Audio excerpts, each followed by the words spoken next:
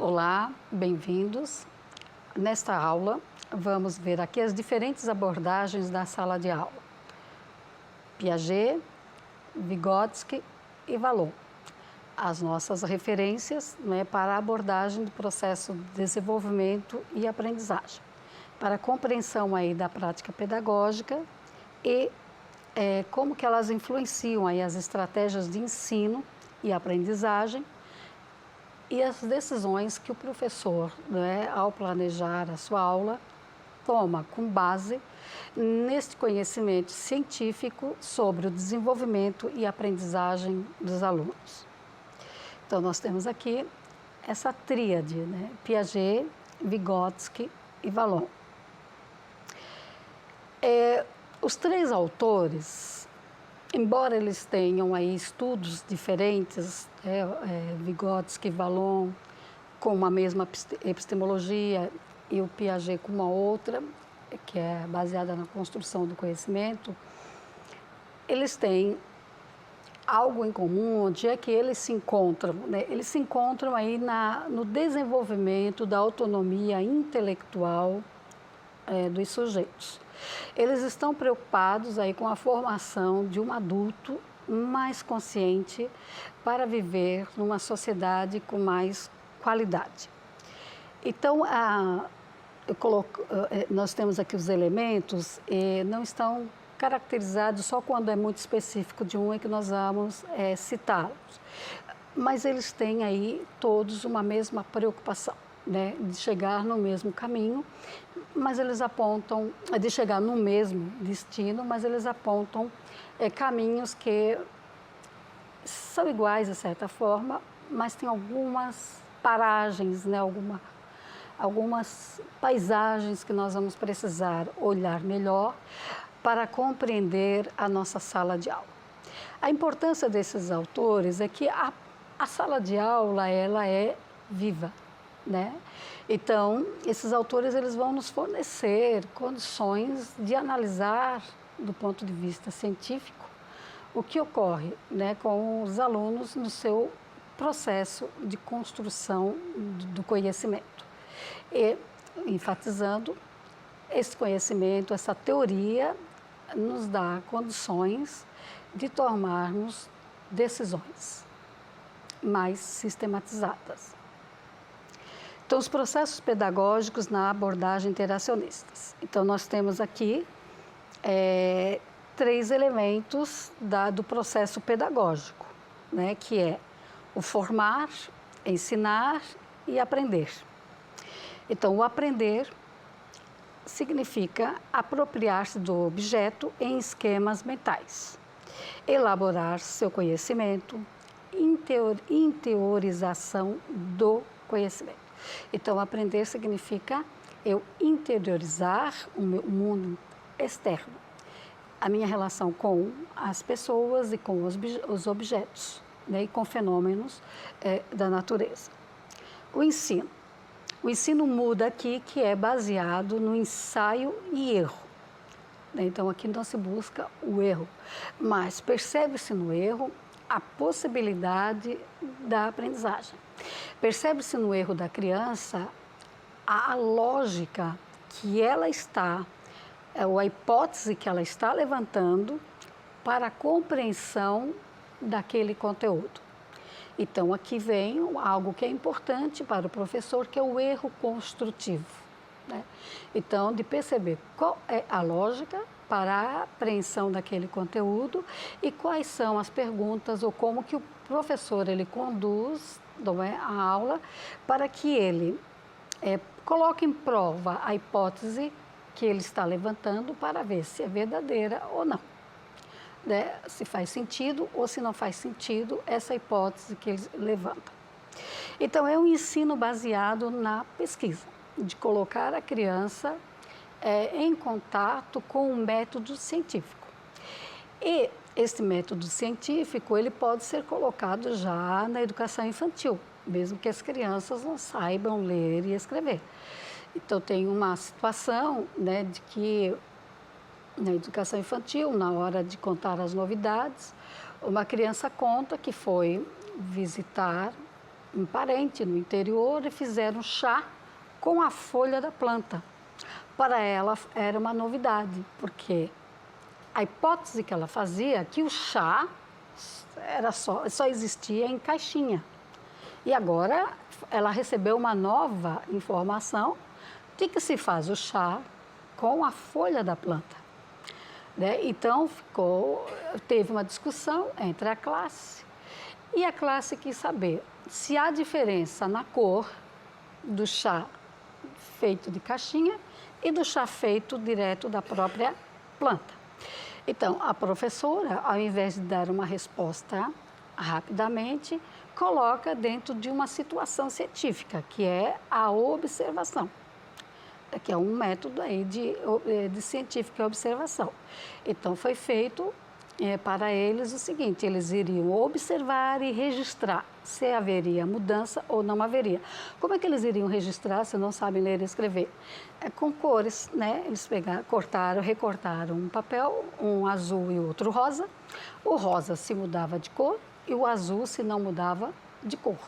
E fez-se o chá com o chá de caixinha e fez o chá com a folha da planta.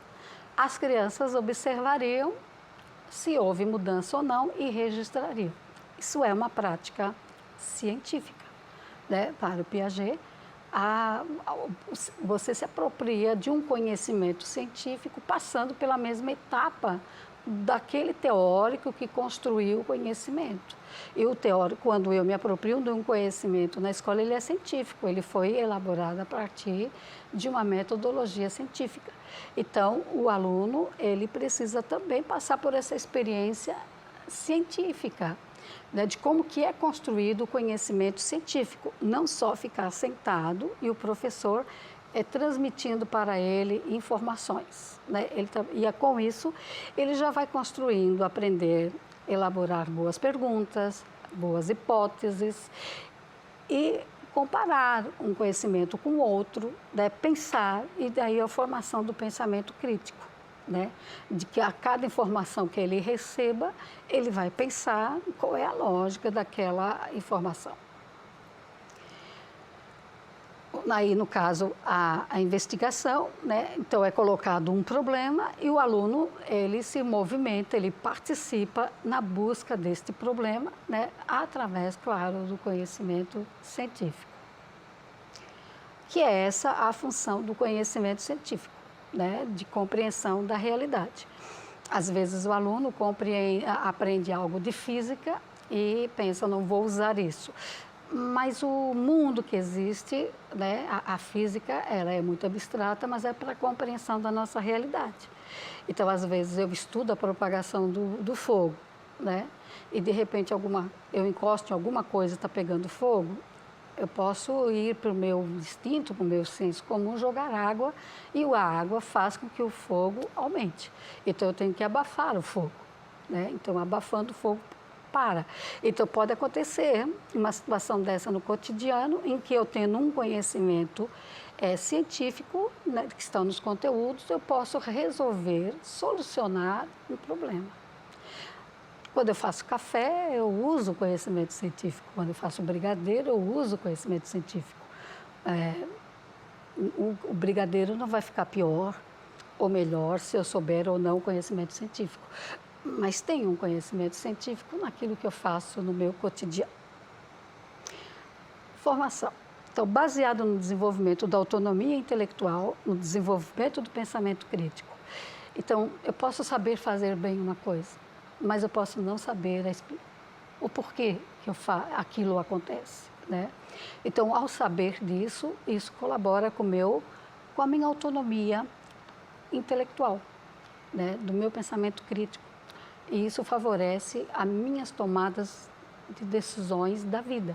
Eu não fico tão dependente da tomada de decisão de outros, né? Eu também sou capaz de escolher, de tomar as minhas decisões. Então, de tirar a minha dependência, né? De que se o outro disser que pode, eu faço. Se o outro disser que não pode, eu não faço. Então, isso é uma dependência. E como nós vimos, o ser humano tem um atributo que é exclusivo dele, que é a inteligência abstrata, que é a sua autonomia intelectual. Isso é exclusivo do homem, né?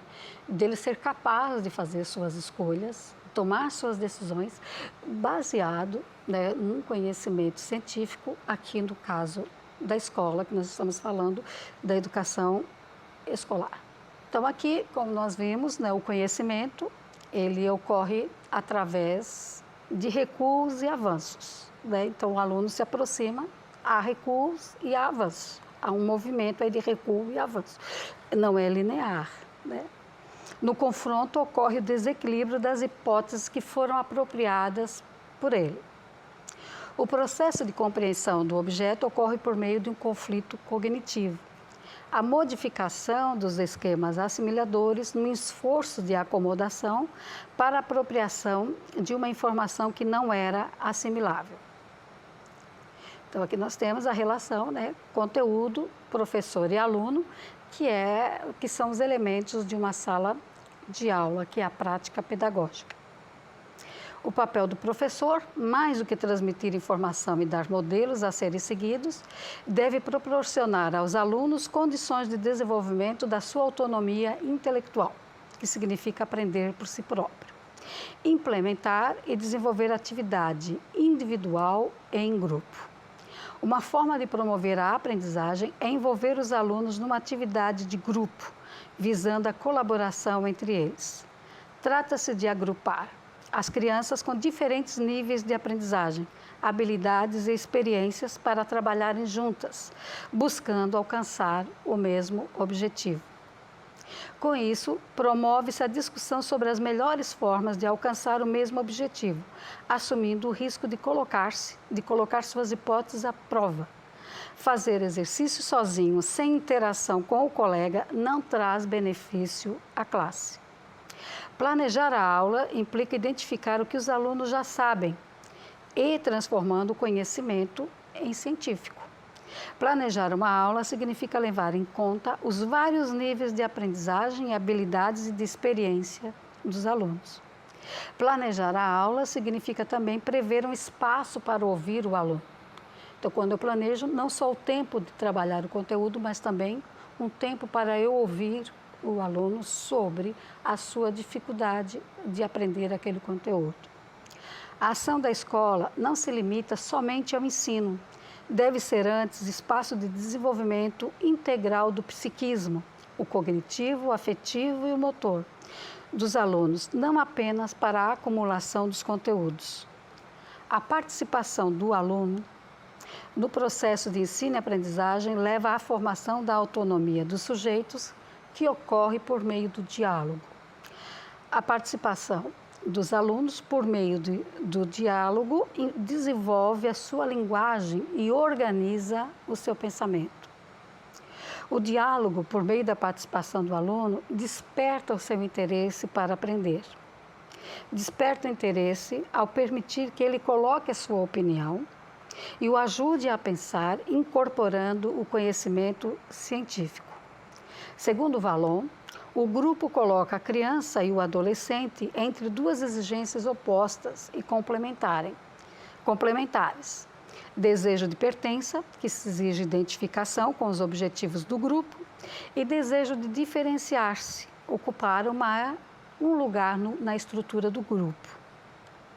O trabalho em grupo permite aprender um com os outros e a desenvolver-se intelectualmente e educar suas emoções. Do que nós falávamos, né? Quando você está se colocando, você entra no confronto e esse conflito desencadeia emoções de agressividade e às vezes até alegria. Precisa educar quando ela é exagerada, né? Então, ao se colocar, você também está educando as suas emoções. Vygotsky chega a definir o diálogo como ato de pensar. O sujeito passa por um diálogo interno para exteriorizar seu pensamento. Todos nós fazemos isso, né? Quando queremos falar alguma coisa que nós estamos pensando para uma pessoa e que achamos que vai entrar num conflito, a gente fica, né, falando conosco como é que vamos dizer algo àquela outra pessoa. Então, falamos conosco mesmo. Ou quando acabamos de falar, né, e vamos para casa e falamos, por que não falei isso? Né, e ficamos dialogando conosco, né, elaborando o nosso pensamento. Esta é, então, a referência que utilizamos na aula de hoje para a compreensão aí das abordagens de Piaget, Vygotsky e Vallon, para melhor compreender os processos pedagógicos de formar, ensinar e aprender, e a dinâmica da prática pedagógica, que envolve três elementos, sujeitos que são o conteúdo, o professor e o aluno. Muito obrigada a todos e até a próxima aula.